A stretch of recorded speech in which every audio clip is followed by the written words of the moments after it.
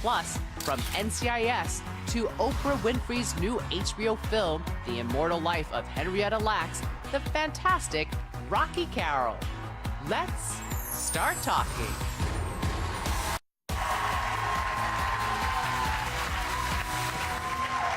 Our next guest has spent nearly a decade dealing with military mysteries as director Leon Vance on the massive CBS hit NCIS. This weekend, he's caught up in a different kind of mystery in the HBO movie The Immortal Life of Henrietta Lacks, playing the son of a real-life woman whose unique cells led to countless medical breakthroughs. Years later, a reporter tries to figure out just who the woman really was, but will have to earn the trust of her family first. Take a look. So what's the earliest memory you have of your mother?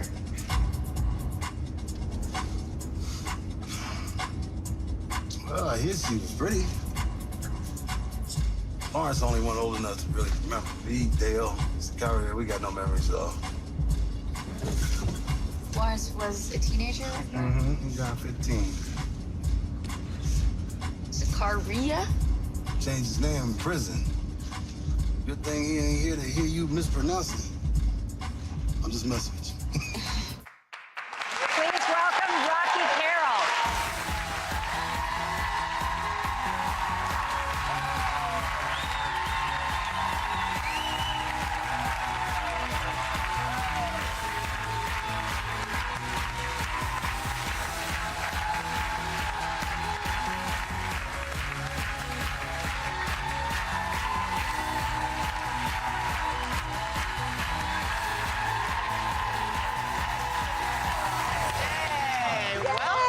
Thank you. Back. Thank you.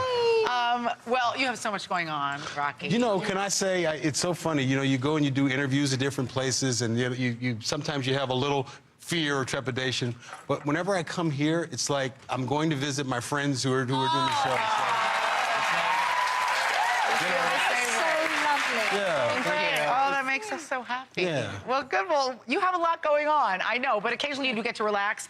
And when you do, I think we probably would find you on a golf course. Is that right? Yes, not Googling myself, but on the golf course. Yeah. And you actually credit Samuel L. Jackson for helping you develop a passion for the game. So what is he like to play golf with? Imagine Jules from Pulp Fiction. Oh, my goodness. Minus the hairdo. With a 7-iron in his hand. No, Sam and I were working on a movie. I had just taken up the game, and I didn't know that Sam was so obsessed with the game. And, like, it would turn, like between setups, we'd go out somewhere and hit balls or whatever, and we'd go out and play. And it's a lot of fun, but it's not a child-friendly environment when we play, because the language gets a little free and loose. And, I can imagine. It's on the green. I say it gets a little blue on the green. So, I mean, anybody would love to be like behind you guys. Anybody would. And sometimes I say, wait a minute, there are supposed to be 4 people playing. Who are these other 7 people? And the audience gets bigger and bigger as you go around. A lot of fun. I do credit him for that, for the passion.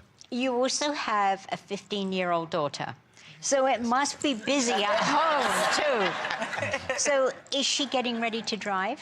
She is getting ready to drive. That's all she talks about now. So, you know... How do you feel about that? Well, I'm looking forward. I told her I'm looking forward to the day that she starts to drive, so then I will hold a press conference and announce my retirement from driving. I plan to be off the street when she gets on the street.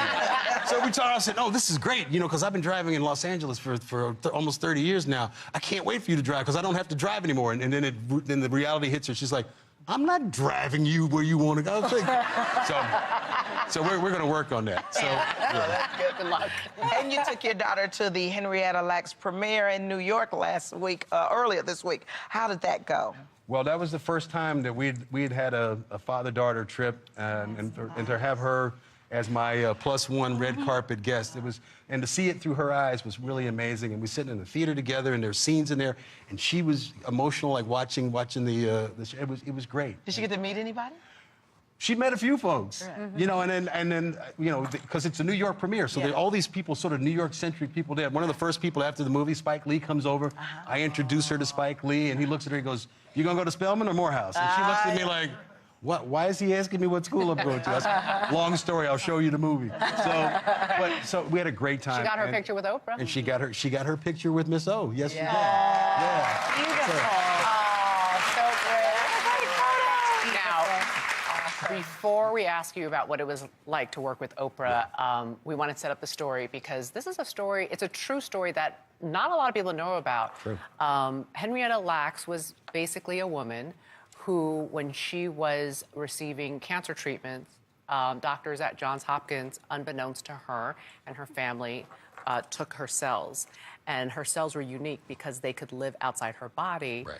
And research on her cells basically led to the polio vaccine treatments that we use today for Parkinson's, for leukemia. Her family was never compensated. So you should watch the movie. But that being said, it's an incredible story. You and Oprah played two of Henrietta Lacks's children. Correct, yes. What was it like working with Oprah Winfrey? Pretty incredible. And the subject matter. And what I'd say to people all the time is, you know, Oprah, her ability to take all those things that make up Oprah Winfrey, condense them, and become a member of the ensemble and a member of the cast was one of the things I was most impressed with. You know, I never felt at any point that we were acting alongside Oprah Winfrey. She was an actress who was playing the lead in this project. And you know, you reach a certain point in your life and in your career where it goes beyond, hey, look at me, I'm in front of the camera. There was such a sense of purpose about making this film, and we were all, I mean, there are people, Courtney Vance, you know, just Emmy winner for The People vs. O.J. Simpson, flew in for one day to play a role because he wanted to be a part of this. So that overriding sense of purpose, it suddenly, you know, who's done this and who's won this award and who's more popular, all that goes out the window because we're all there serving the same purpose. And that was the feeling immediately. Comes through. And then you're also continuing huge success on NCIS. You're over 300 episodes in. It's still the #1 drama on TV. Not only do you get to act on it, but you've been able to direct some of the episodes. So what's that like when suddenly, you know, your co-stars, you're directing them? Do they give you a hard time? Yes. They relish in the fact that I get to sit in the director's chair. What you guys were talking about earlier, it's like I've been doing this for so long, and it's like my standing in front of people or standing in front of the camera has become so second nature. I literally would lie in bed awake at night when I was directing, thinking to myself, how do you not mess this up? But it was an energy, and maybe it was a fear, but I ran toward it, and I thought, okay, you do be yourself. All the things you bring to the table, just embrace that. You know what you know. Don't pretend to know what you don't know. So embrace that. You communicate, you collaborate, and good things will happen. So that's. Now, Rocky, before you go, we do want to mention you're directing, you're acting, you're working with Oprah.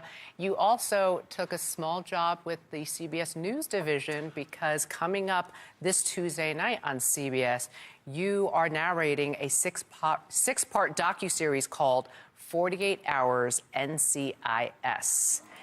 The real NCIS. Rocky, Carroll, thanks for coming.